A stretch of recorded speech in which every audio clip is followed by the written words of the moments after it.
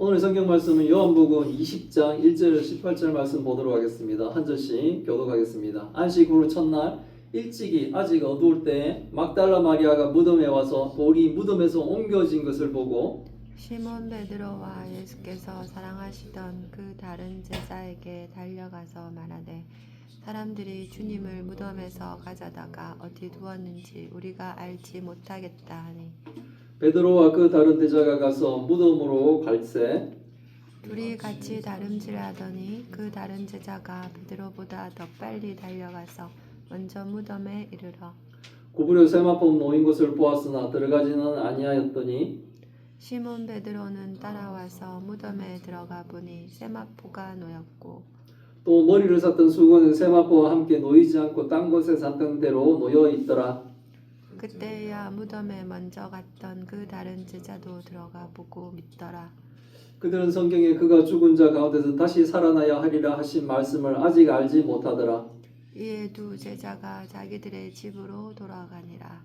마리아는 무덤 밖에 서서 울고 있더니 울면서 구부려 무덤 안으로 들여다보니 흰옷 입은 두 천사가 예수의 시체 누웠던 곳에 하나는 머리편에 하나는 발편에 앉았더라.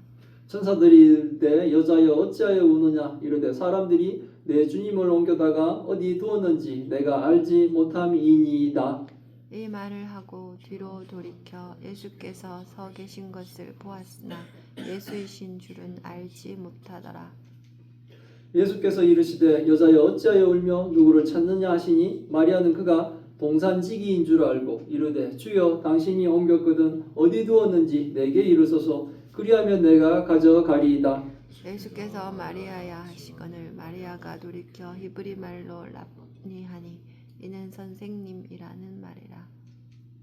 예수께서 이르시되 나를 붙들지 말라 내가 아직 아버지께로 올라가지 아니하였노라.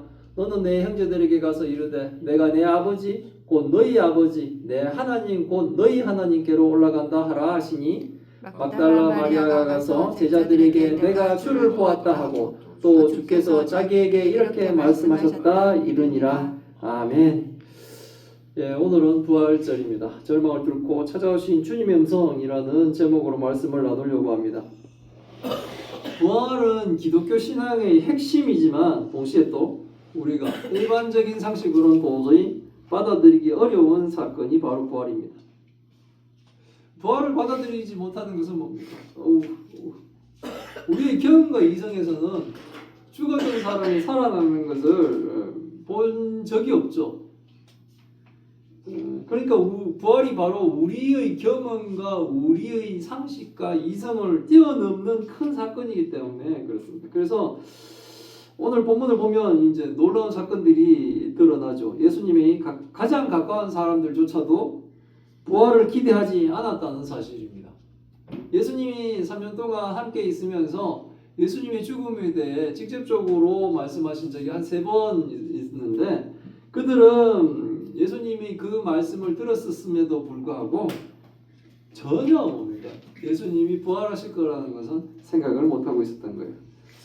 막달라 마리아도 몰랐고 베드로도 몰랐고 요한도 완전히 깨닫지 못했습니다. 그럼에도 불구하고 하나님은 부활을 이루셨습니다. 이게 바로 이제 복음이라는 거죠. 부활은 인간의 믿음이 아니라 하나님의 능력으로 이루어지는 사건이에요. 안식 후 첫날 일찍이 아직 어두울 때 지금의 주일에 막달라 마리아가 예수님의 무덤을 찾아갔습니다. 여기서 어두울 때는 단순한 시간 표현 이상의 의미가 있습니다. 요한은 요한복음이나 이런 데서 보면 빛과 어둠 이런 것들을 좀 대조시키고 있죠. 이 아직도 어두울 때라는 것은 당시 사람들의 영적인 상태가 이런 상태라는 것을 보여줍니다. 십자가 이후의 절망, 주님의 완전한 죽음으로 인해 모든 희망이 끊어진 상태라고 여기는 때인 거예요. 믿음이 상실될 때 모든 사람이 겪는 이 방향을 잃는 인생이 된 거예요. 우리도 마찬가지죠. 우리도 신앙이 상실되면 우리도 삶의 모든 방향들은 다 뒤틀려 버립니다. 삶 자체는 완전히 뭡니까? 어그러지고 우리의 인생은 뭡니까? 완전히 돛대가 부러진 배처럼 망망대해를 헤매는 것처럼 된다는 거죠. 마리아는 지금 이 무덤에 온 것은 사랑 때문에 왔어요. 예수님을 너무나 사랑하기 때문에 예수님을 사랑했던 그 사랑 때문에 왔지만 예수님의 무덤을 이 마리아가 예수님을 사랑했기 때문에 찾아왔지만 마리아가 온 것도 믿음 때문에 온 것은 아니라는 거예요. 막달라 마리아가 무덤을 찾아보니 무덤 입구에 막았던 돌이 옮겨져 있습니다. 우리 뭐 부활절 되면은 계란들 먹죠. 삶은 계란들 먹는데 이렇게 무덤의 뚜껑이 열리듯이 계란을 깨듯이 그런 의미도 있는 거예요. 당시 무덤을 이게 막고 있는 돌은 굉장히 컸죠. 그래서 사람들이 쉽게 옮길 수 있는 돌이 아닙니다. 그런데 그 돌이 이 새벽에 벌써 와보니까 옮겨져 있더라는 거죠. 이건 매우 중요한 신학적인 메시지입니다. 뭐냐면 예수님 그리스도의 부활은 밖에서 이루어진 게 아니라 무덤 안에서 이루어졌다는 거예요. 무덤 내부에서 부활이 시작됐다는 사건이에요. 누군가 밖에서 열어준 것이 아니라는 겁니다. 즉 부활은 예수님이 스스로 죽음을 이기신 것이라는 거예요. 막달라 마리아가 시몬 베드로와 예수가 사랑했던 그 제자 즉 사도 요한에게 놀래가지고 지금 무덤 문이 열려있는 걸 보고 막달라 마리아는 뭡니까? 급하게 지금 제자들이 머물고 있는 곳으로 온 거예요. 그리고는 뭡니까? 베드로와 예수님이 사랑했던 제자 사도 요한이죠. 사도 요한에게 무덤이 비었다라는 사실을 이제 알리게 되는 겁니다. 그래서 베드로와 요한이 즉시 예수님의 무덤으로 달려갑니다.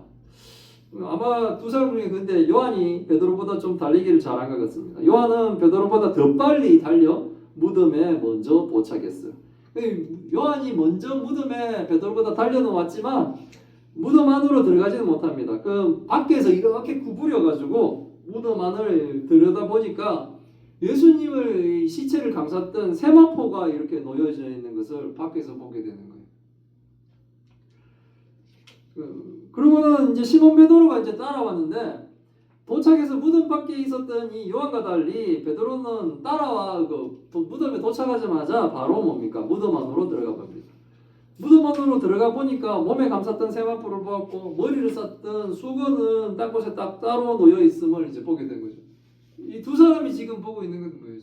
무덤이 비었다는 거죠. 예수님의 죽은 몸이 사라졌다는 걸 지금 이 사람들은 확인하고 있는 거예요.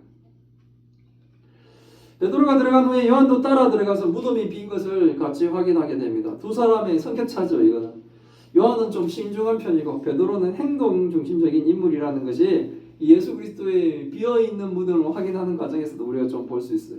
어쨌든 이 중요한 것은 뭐냐면 그들은 이런 성격 차이가 아니고 이 사람들은 무덤이 빈 걸 보고도 뭡니까? 못 믿고 있는 거예요. 예수님의 부활에 대해서는. 왜 못 믿을까요? 성경은 이렇게 기록하고 있어요. 9절에 그들은 성경을 알고 있지만 그 말씀이 실제가 될 것이라고는 믿지 않았다는 거죠. 부활할 것이라는 하나님의 말씀이 있을지라도 이들은 뭡니까? 실제로 그것을 믿지는 않는 거예요. 그래서 성경 지식은 있으되 믿지 않으면 뭡니까? 성경 지식이 소용이 없다는 거예요. 우리도 마찬가지죠. 말씀을 알고 있지만 삶에서 실제로 뭡니까? 그게 실천되지 않으면 믿지 못할 때가 많죠. 우리가. 그렇다면 뭡니까? 그것은 뭡니까? 사실은 잘못된 거죠. 부활신앙은 사실 뭡니까? 지식이 아니에요. 부활신앙이라는 것은 실제로 믿는 거예요. 믿는 거. 믿는다는 것은 뭡니까? 실천을 한다는 거죠. 베드로와 요한이 성경의 말씀들을 알고 앞에 구약의 선지자들이 했는 말씀들을 알고 또 예수님이 말씀하셨을 때 다시 살 것이라는 이 부활에 대한 말씀을 들었을지라도 이 사람들은 뭡니까? 믿지는 않았던 거죠. 그러니까 현실적으로 닥쳤을 때는 안 믿는 거예요. 아, 예수님이 부활하셨구나. 빈 무덤을 보고 아, 예수님이 부활하셨구나. 말씀대로 부활하셨구나. 이렇게 된 것이 아니라 이 사람들은 뭡니까? 안 믿어서 어떻게 되냐면 집으로 돌아가요. 두 제자들이 자기 집으로 돌아가니라 무덤까지 와서 빈 무덤을 확인하고 그냥 집에 돌아갔다는 겁니다. 그날 그들과 같이 왔던 마리아만 무덤 밖에서 울고 있었습니다. 왜 떠나지 않았을까요? 믿음은 아니고 사랑 때문에. 예수님을 사랑했는데 예수님의 시체마저 잃어버렸다고 생각하니까 그냥 그래서 슬퍼서 우는 거예요. 그러나 이 마리아 울고 있는 이 마리아는 믿음 아니죠. 그녀는 울면서 구부려 무덤 안을 들여다보았습니다. 마리아는 천사를 보게 됩니다. 근데 놀라지 않습니다. 기뻐하지 않습니다. 왜일까요? 천사가 무덤 안에 있는 천사를 보면 흰옷 입은 두 천사가 예수님의 시체가 뉘었던 곳, 하나는 머리편에 하나는 발편에 앉아있는 것을 마리아가 봤는데도 불구하고 마리아는 뭡니까? 놀라지도 않습니다. 이게 뭐냐면 마음의 절망이 너무 가득해버리면 나아지는 거예요. 아무것도 못해요. 이게 바로 뭡니까? 인간의 상태라는 거죠. 인간들의 상태가 이래요. 마음이 다치면 하나님의 기적이 보이지 않는 거예요. 하나님의 기적을 보고도 놀라지 않는 거예요. 하나님을 경험하면서도 마음이 다쳐버린 자는 그것을 기뻐하지도 못하는 거예요. 우리에게도 하나님의 은혜를 주시면서 하루하루를 살아가고 기적과 같은 날들을 맞이함에도 불구하고 하나님께 문이 닫혀 있으면 새날이 밝아도 기뻐하지 않는 거죠. 건강한 몸을 주셔도 기뻐하지 않는 거예요. 남들보다 뛰어난 능력을 줘도 기뻐하지도 않는 거예요. 천사들이 마리아에게 왜 우느냐고 묻습니다. 그녀는 사람들이 예수님의 시체를 옮겨다가 어디에 두었는지 알지 못하기 때문에 자신이 운다고 합니다. 마리아의 절망은 예수님의 죽음과 또 시체마저 사라져버려 완전한 절망과 완전한 슬픔에 지금 젖어 있는 거예요. 예수님의 시체가 없어졌다는 말을 하면서 인기척을 느꼈는지 마리아가 뒤를 돌아보았습니다. 뒤에는 누가 있었냐면 예수님이 서 계셨습니다. 부활하신 예수님이 서 계셨어요. 아까 두 제자와 함께 확인할 때 텅 비어 있던 이 무덤에 누가 들어가는 것도 아니고 지금 뭡니까? 두 천사와 예수님까지 거기에 사람이 서 있는 거예요. 근데 마리아는 예수님인지를 알지 못합니다. 심지어 예수님이 여자여 어찌 울면서 누구를 찾느냐라는 이 말을 걸어도 마리아는 예수님인지 알지 못하고 부활하신 예수님을 동산지기 정도로 생각하면서 당신이 예수의 시체를 옮겼으면 그 장소 알려달라고 오히려 그 사람에게 예수 시체가 있는 것을 자신에게 알려달라고 얘기합니다. 이것은 단순한 시력의 문제가 아닙니다. 이것은 뭡니까? 영적인 눈이 가려진 거예요. 영안의 눈이 가려지면 성경을 봐도 믿음으로 볼 수가 없는 거예요. 영안의 눈이 어두워지면 하나님의 역사하심이 막 일어나도 그것이 뭡니까? 전혀 믿음으로 연결되지를 못하는 거예요. 우리도 영적인 눈이 가려지면 성경을 읽어도 기도를 해도 예배를 참석해도 그 속에 뭡니까? 하나님이 없는 거예요. 그게 슬픈 상황이죠. 그게 바로 절망입니다. 사실은 마리아가 절망하고 있는 것은 영안이 지금 뭡니까? 열리지 않은 거예요. 영적인 눈이 가려 부활하신 예수님이 왜 우냐고 누구를 찾느냐고 물으셔도 전혀 뭡니까? 예수님인지 알아보지 못하는 거예요. 그러나 결정적인 순간이 옵니다. 그것은 마리아야 라고 부르시는 예수님의 단 한마디였어요. 이 한마디가 모든 것을 바꾸게 됩니다. 여기서 우리는 부활의 본질을 봅니다. 부활은 일종의 사건이 아니라 하나님과의 관계라는 거예요. 주님과 성도의 관계입니다. 그리고 부활은 증명이 아니라 만남입니다. 주님은 여자야라고 부르지 않고 마리아야라고 부르십니다. 이것은 주님은 집단적으로 그냥 부르시는 게 아니라 우리 개개인을 부르신다는 거예요. 개인적으로 나를 불러주시는 거예요. 주님은 우리를 개인을 다 만나주십니다. 신앙은 집단적으로 모여서 하죠. 하지만 구원은 뭡니까? 개인적입니다. 철저히 개인적입니다. 교회는 함께 다니지만 주님을 만난다는 것은 개인적인 일입니다. 중요한 질문. 나는 주님의 음성을 들어본 적이 있는가라는 질문이에요. 이거 들어보셔도 돼요. 주님이 나를 부르시는 이것을 들어봐야 돼요. 기도 중에 또는 성경을 읽으며 이것이 주님이 나에게 하시는 말씀이구나 라는 이 확신이 드는 그런 때가 우리에게 있기를 바랍니다. 아멘. 이 경험을 반드시 하셔야 돼요. 이 말씀은 주님이 직접 나한테 지금 하고 계시는구나 라는 말씀. 기도 중에 주님이 내 기도를 들으시는구나, 응답하시는구나 라는 것을 우리는 경험하시길 바랍니다. 주님과 그 기적 같은 만남이 우리에게 반드시 일어나야 돼요. 그리고 그건 뭡니까? 한 번에 그치지 않고 계속되어 가야 돼요. 신비하고 이런 게 아니고 우리도 말씀 가운데 주님을 만날 수가 있어요. 마리아야라고 부르시는 그 주님의 음성을 듣는 마리아처럼 우리 개개인의 이름을 부르시는 주님의 그 음성을 우리가 모두 듣기를 기원합니다. 아멘. 아멘. 마리아는 그래서 너무 기뻐서 예수님을 붙잡습니다. 그때 예수님은 말씀, 나를 붙들지 마라. 이 말씀은 약간 오해였어요. 너무 기뻐서 이제 예수님인 줄 알고 그 믿음이 영아의 눈이 열리고 믿음이 확 뭡니까 된 거죠.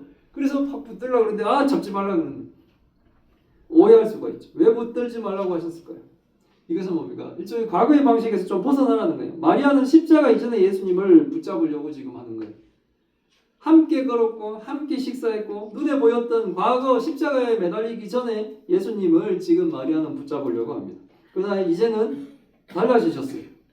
부활 이후에 예수님은 영광의 주님이 되셨습니다. 이제 우리는 예수님과 믿음의 방식으로 관계를 맺어가야 됩니다. 이제는 눈으로 보는 관계가 아니라 믿음으로 만나는 관계가 되어야 되는 거예요. 우리가 주님을 믿음으로 만나는 것이 바로 뭡니까? 부활신앙인 거예요. 예수 그리스도께서 십자가에 죽으셨지만 완전히 부활하셨다는 것을 믿는 그 관계가 되어야 되는 거예요. 옛날에 막 이렇게 뭡니까? 십자가에 돌아가시기 전에 만졌던 그 예수 그리스도가 아니라 이제는 부활하여 영광의 몸으로 완전히 부활하여 우리를 이제 죽음에서 영원한 생명으로 옮기시는 확실하신 성자 하나님이신 예수 그리스도를 우리는 뭡니까? 믿어야 되고 그 관계가 형성이 되어야 된다는 거예요. 우리는 종종 하나님을 내가 원하는 방식으로 붙잡으려고 한다는 겁니다. 그러나 하나님은 말씀하십니다. 네가 하는 그 방식은 아니라는 거예요. 환경이 좋아져야 믿는 것이 아니라 좋을 때나 나쁠 때나 언제나 항상 믿음으로 바라보는 관계를 맺어야 된다는 거예요. 나를 좀 하나님이 도와주시면 일이 술술 풀리면 하나님과의 관계가 좋고, 근데 내가 시험에 떨어지고 막 이렇게 그 역경에 빠지고 고난을 당하고 이럴 때는 하나님이 어딘지 하고 막 이런 관계가 아니라 네. 그것은 구원의 사정 가운데 인생의 굴곡을 우리는 지나갑니다. 하지만 어떠한 인생의 굴곡에서도 하나님이 우리를 반드시 붙들어 주시고 주님이 나를 끝까지 인도해 주신다는 그 믿음의 관계가 형성돼야 돼요. 그러면 뭡니까? 실질적으로 우리 인생이 이런 굴곡 같더라도 이렇게 가죠. 계속 그 관계를 믿어요. 그게 이 땅을 살아가는 성도에게 하나님이 허락하신 천국의 맛을 보여주는 건데 그 맛을 맨날 보면서 살아야 된다는 거예요. 이제 부활하신 주님을 만난 마리아는 완전히 다른 사람이 되었습니다. 부활하신 주님을 만난 마리아는 이제 완전히 변화가 됩니다. 그녀는 제자들에게 달려가서 말합니다. 내가 주를 보았다라고 말합니다. 주님의 부활은 믿는 자들이 증인이 되어야 되는 거예요. 주님의 부활은 예수 그리스도를 믿는 자들에게 증인이 될 수 있도록 해주는 거예요. 죽은 자가 살았다는 그 말을 할 수 있는 게 보통 증인이 아니죠. 보통 용기가 아니죠. 진짜 주님을 만난 사람은 말하지 않을 수가 없습니다. 우리가 전도하는 것도 내가 믿어보니까 좋아서 지금 전도하는 거죠. 내가 믿어봤더니만 별로 안 좋은데 어떻게 전도를 하겠어요. 근데 내가 믿어보니 좋기 때문에 전도를 하는 거예요. 예수 그리스도를 부활하신 예수 그리스도를 만난 마리아는 너무나 좋으니 이제 뭡니까? 제자들에게 가서 내가 그를 보았다라고 뭡니까? 주님의 부활을 전하게 됩니다.